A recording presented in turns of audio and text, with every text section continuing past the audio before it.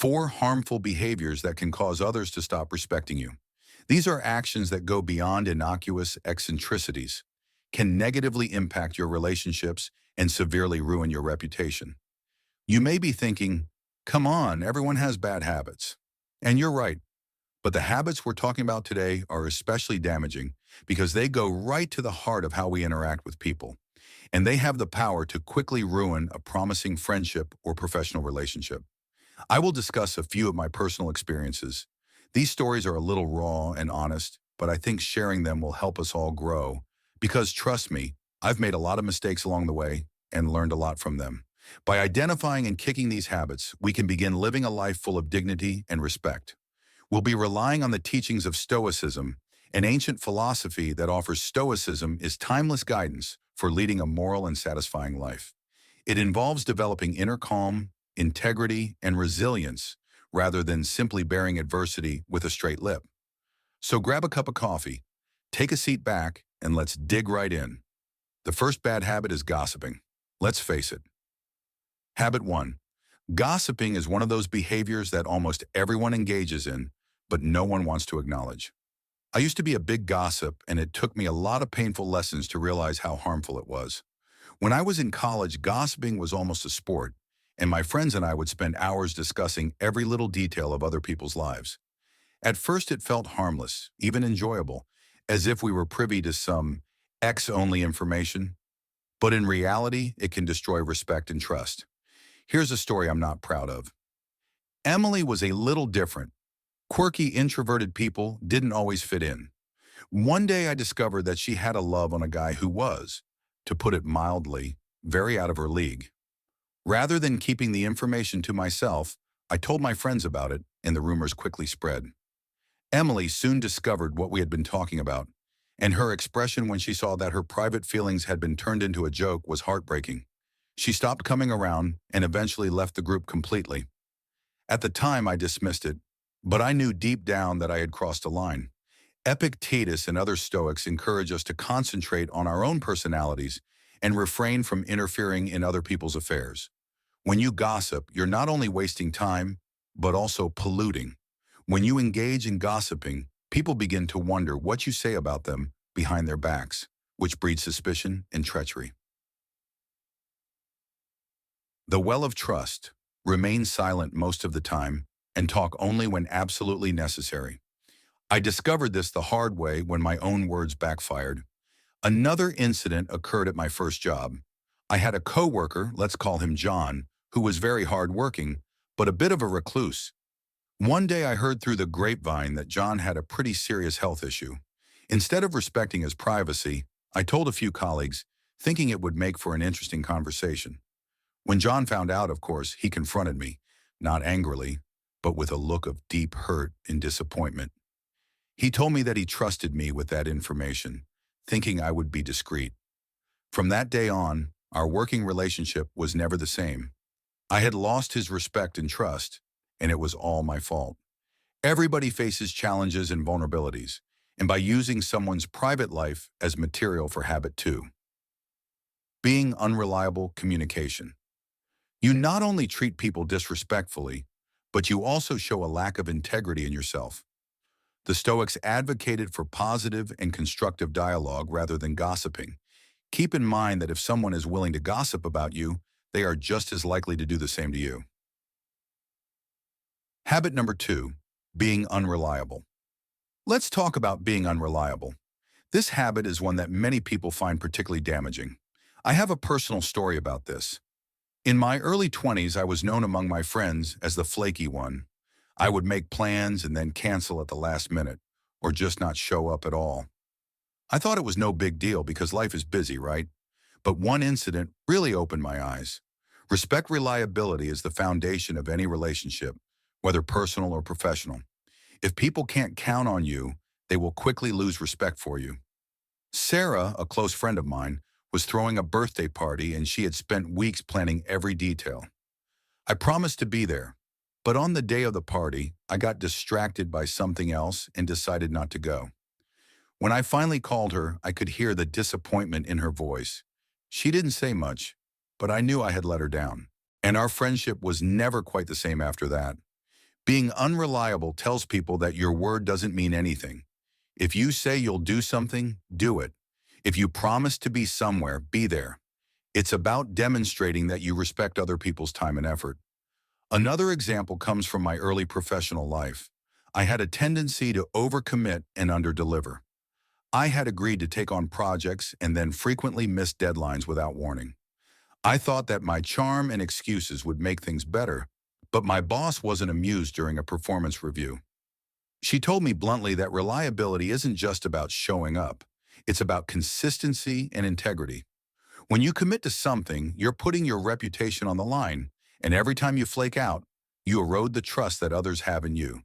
Be truthful with yourself about your abilities and limitations. Avoid taking on more than you can handle, and maintain your word. Being dependable gains you the respect and trust of people around you. It's an easy yet effective method to improve your relationships and demonstrate that you appreciate other people's time as much as your own. Communicate proactively if something arises and you can't follow through. Habit 3. Interrupting others. Having a good reputation is habit number 3. This one is contentious because so many people do it unknowingly. But let's face it, interrupting people frequently is a huge sign of disrespect. It conveys the idea that what I have to say is more important than what you're saying. It's a habit that not only irritates people, but also makes them feel ignored and undervalued. I used to be a chronic interrupter because I believed it demonstrated intelligence and enthusiasm, but in actuality it demonstrated disrespect and a lack of patience. Here's a personal story that made this point clear to me. In one of my first jobs, I was on a team that held weekly brainstorming sessions. I was eager to impress, so I would constantly interrupt people in the middle of sentences. I thought I was being proactive, but my coworkers saw it differently. One day during a particularly heated meeting, my manager interrupted the conversation and told me bluntly, "You need to let people finish their thoughts." I was embarrassed, but it didn't end there. A colleague pulled me aside after the meeting and asked, "Do you even realize how dismissive you come across? It's like you think your ideas are the only ones that matter." I didn't think of myself as dismissive, but it's obvious that's how I was seen. Interrupting people is more than simply impolite. It demonstrates a lack of self-control and respect. The Stoics prized understanding and listening over speaking, and Seneca counsels us to be patient and thoughtful in our interactions. I can still clearly recall another instance where I was out with friends at a bar, and one of them was sharing a very personal story about his struggles with anxiety. Halfway through, I interrupted, thinking it would help him feel understood. But instead, he looked at me and said, "Can I finish?" I realized that listening is more than just hearing words. It's about being present and allowing others to express themselves fully by interjecting. By doing so, I was undermining that process and making it about me rather than them. To break this habit, practice active listening when someone is speaking. Don't just wait for your turn to speak. Give them the opportunity to finish speaking before you respond. It's a straightforward but effective way to show respect and strengthen relationships. The next time you're in a habit 4, complaining conversation, keep in mind that interrupting people indicates that you value their contributions more than theirs. This will help to create an atmosphere of mutual respect. You might be amazed at how much more you learn and how much more respect you gain if you push yourself to listen intently. Habit number 4. Constantly complaining can make you a negative force that people want to avoid. It drains your energy and the energy of those around you, which can result in strained relationships and lost respect. Complaining is a habit that is not only annoying, but also extremely damaging. I used to be a chronic complainer because I believed it helped me connect with others and find common ground over our shared problems. But I quickly realized how harmful this practice was. Permit me to tell you a personal tale. I had a job a few years ago that I found really annoying. The management was haphazard, the task was heavy, and I felt underappreciated rather than searching for answers or methods to make things better. I was always complaining to everyone who would listen, including my family, friends, and coworkers. People would first nod and agree, giving their own grievances as a show of unity. But as time passed, I saw a change, and they began to avoid me.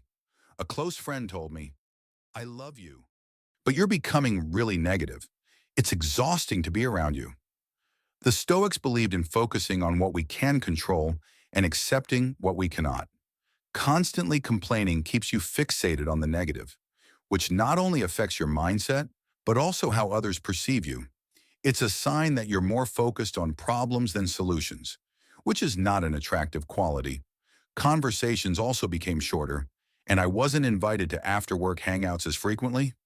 Another incident that really got to me was when I was working on a group project in college, and one of my teammates, Mike, would constantly complain at meetings about how unfair the workload was, how inept the professor was, and how pointless the project seemed. His negativity was contagious, and soon the team's morale fell because we were all tired and wanted to finish the project quickly, rather than giving it our all. Seeing this from another perspective was eye-opening. It made me realize how my own complaining had likely affected those around me.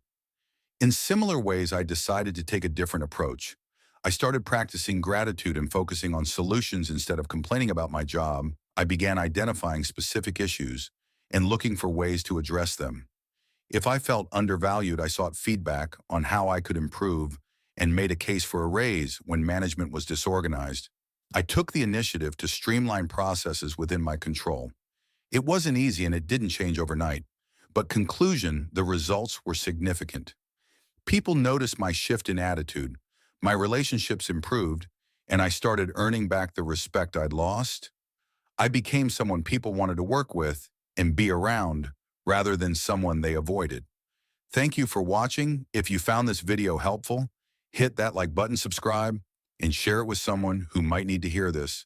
Let's strive to live better, more respectful lives. Until next time, remain stoic and strong.